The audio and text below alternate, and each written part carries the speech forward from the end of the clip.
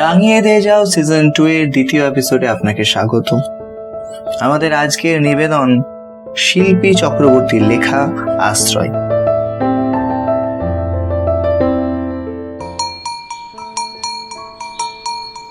ঢং ঢং করে ঘড়িতে 6টা বেজে গেল।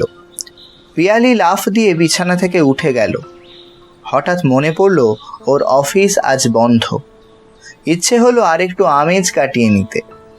তারপর ভাবল, না, আজ কোনো বন্ধুর বাড়ি গিয়ে জমিয়ে আড্ডা দেবে। বিছানা থেকে উঠে পেস্ট নিয়ে বাথরুমে চলে গেল। চান করে এসে ঠাকুরকে পুজো দিয়ে সকালের পেপার নিয়ে বসেছে, এমন সময় ঝি এসে ডাকলো, দিদিমণি, ও দিদিমণি, একটু চা করে দে। ওকে চা করতে বলে আবার পেপার নিয়ে বসলো। হঠাৎ একটা ছবি দেখে চমকে উঠল। ছবিটির নিচে লেখা, প্রখ্যাত ডাক্তারবাবু দিব্যেন্দু ভট্টাচার্য এখন স্থায়ীভাবে ভারতে প্র্যাকটিস করবেন। ছবিটি দেখে মনে হলো দিব্যেন্দু ওকে ডাকছে। ওর মনে পড়ে গেল প্রথম দিনের কথা। মাকে ট্রিটমেন্ট করাতে দিব্যেন্দুর চেম্বারে গিয়েছিল। প্রথম দর্শনেই দুজনে দুজনের দিকে তাকিয়ে আছে। মা কিছুটা আঁচ করতে পেরে ডাক্তারবাবুকে ডাকলেন। মার ডাকে ওনার সম্বিত ফিরে এলো। পিয়ালি রোজই মাকে নিয়ে আসে। আস্তে আস্তে ওদের মধ্যে আলাপ পরিচয় হয়। বড়লোকের একমাত্র ছেলে দিব্যেন্দু আর কেরানির একমাত্র মেয়ে পিয়ালি। কিছুদিন পর এই বাঁধা আর রইল না। ওরা দুজন দুজনকে ভালোবাসতে শুরু করলো। দিব্যেন্দু পিয়ালিকে নিয়ে নানান জায়গায় ঘুরে বেড়াচ্ছে, অবশ্য মা বাবার মত নিয়ে। ওদের দেখে মনে হতো ওরা একজন আরেকজনকে ছাড়া বাঁচবে না। একদিন পিয়ালি বলল, এভাবে আর কতদিন? এবার একটা কিছু করো, তোমাকে আমি সারাক্ষণ কাছে পেতে চাই। দিব্যেন্দু ওকে আশ্বাস দিয়ে বলল, তুমি কিচ্ছু ভেবো না, আমি আজই বাবার সাথে এ ব্যাপারে আলাপ করব। আজ বেশ খুশি মনে দিব্যেন্দু বাড়ি ফিরেছে, কিন্তু বাবার কাছে কি করে কথাটা বলবে ভেবে পাচ্ছে না। ছোটবেলায় মাকে হারিয়েছে, এখন পর্যন্ত ওর কাছে বাবাই সব। কিন্তু বাবার রাগ দেখে ভীষণ ভয় পায়। রাত্রিবেলা যখন খেতে বসে ভাবছে কি বলবে, তখন দিবাকর ভট্টাচার্য বললেন, দিব্যেন্দু, কাল কি তুমি ফ্রি আছো?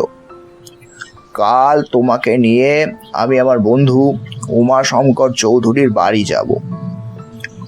ওনার মেয়ে নন্দিতার জন্মদিন, এবং ওর সাথে তোমার বিয়ে ঠিক করে আসবো। মনে হলো দিব্যেন্দুর পায়ের নিচের মাটি সরে গেল। তারপর সাহস করে বলে ফেলল, বাবা, আমি সত্যেন গাঙ্গুলির মেয়ে পিয়ালিকে ভালোবাসি এবং ওকে ছাড়া কাউকে বিয়ে করতে চাই না। দিবাকর ভট্টাচার্যের ঘোর আপত্তি। তিনি বললেন, আমাদের স্ট্যাটাসের সাথে ওদের একদম মিলবে না। তাছাড়া আমি উমাশঙ্করকে কথা দিয়েছি। এই কথা বলে তিনি শুতে চলে গেলেন। দিব্যেন্দুর ঘরে গিয়েও ঘুম আসছে না। সকালে গিয়ে পিয়ালিকে কি বলবে? কি করে বলবে যে ওর বাবা নন্দিতার সাথে ওর বিয়ে ঠিক করেছে? এইসব ভাবতে ভাবতে একসময় সে ঘুমিয়ে পড়ল। হঠাৎ রামু কাকার ডাকে ওর ঘুম ভেঙে গেল। রামু কাকা ওদের বাড়ির কাজের লোক হলেও ওর মার মৃত্যুর পর রামু কাকাই ওকে মানুষ করেছে। রামু কাকা ওকে চা দিয়ে বলল, তোমাকে বাবু ডাকছেন, তাড়াতাড়ি রেডি হয়ে নাও ব্রেকফাস্ট করার জন্য।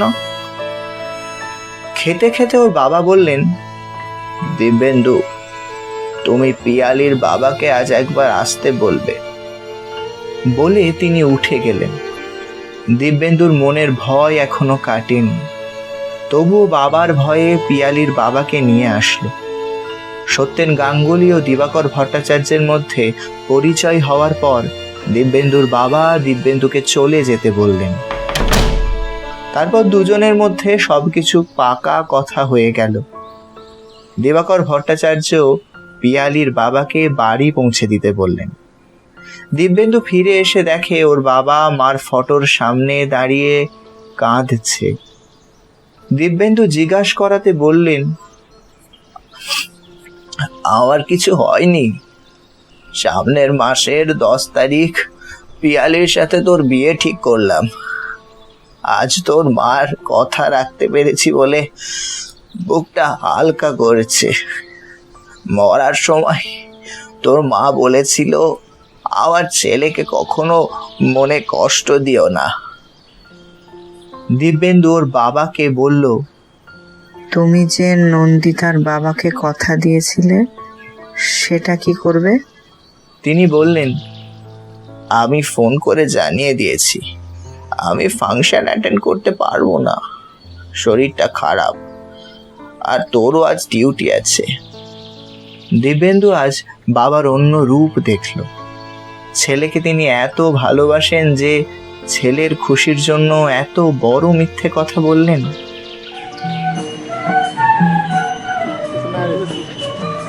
10 তারিখ মহা ধুমধামে ওদের বিয়ে হয়ে গেল।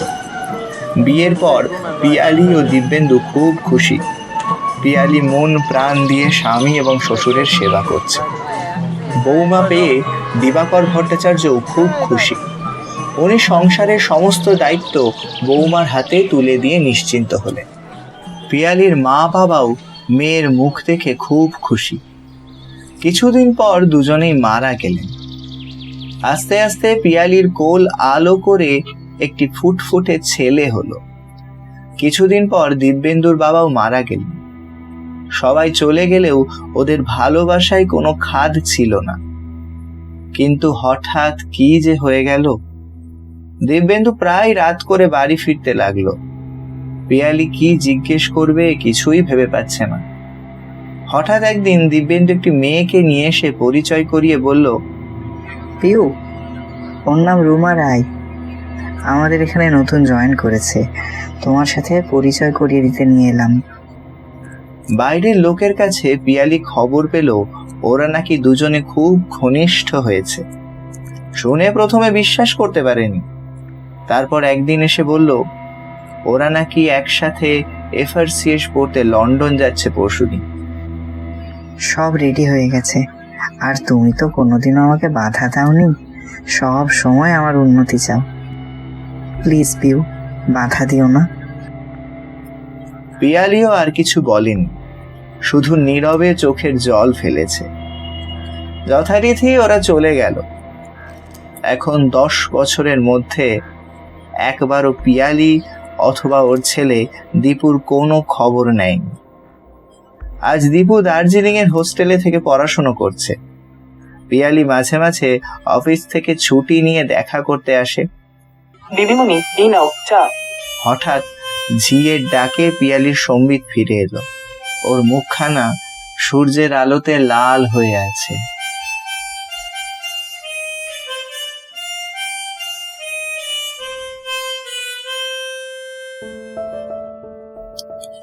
কমেন্ট বক্সে লিখে যাবেন গল্পটি কেমন লাগলো আপনাদের। পছন্দ হলে লাইক করবেন, শেয়ার করবেন বন্ধুদের সাথে, আর সাবস্ক্রাইব করে যাবেন আমাদের চ্যানেল গল্পদূতকে। প্রতি শনিবার সন্ধ্যা 7টায় আমরা নিয়ে আসছি নানা রকম ভয়ঙ্কর ভয়ানক ভূতের সব গল্প। তাছাড়াও থাকছে মজার গল্প, হাসির গল্প, গোয়েন্দা গল্প ইত্যাদি নানান কিছু। সেগুলো শুনতে থাকুন এবং সাবস্ক্রাইব করে যান আমাদের চ্যানেল। শুভরাত্রি, ধন্যবাদ।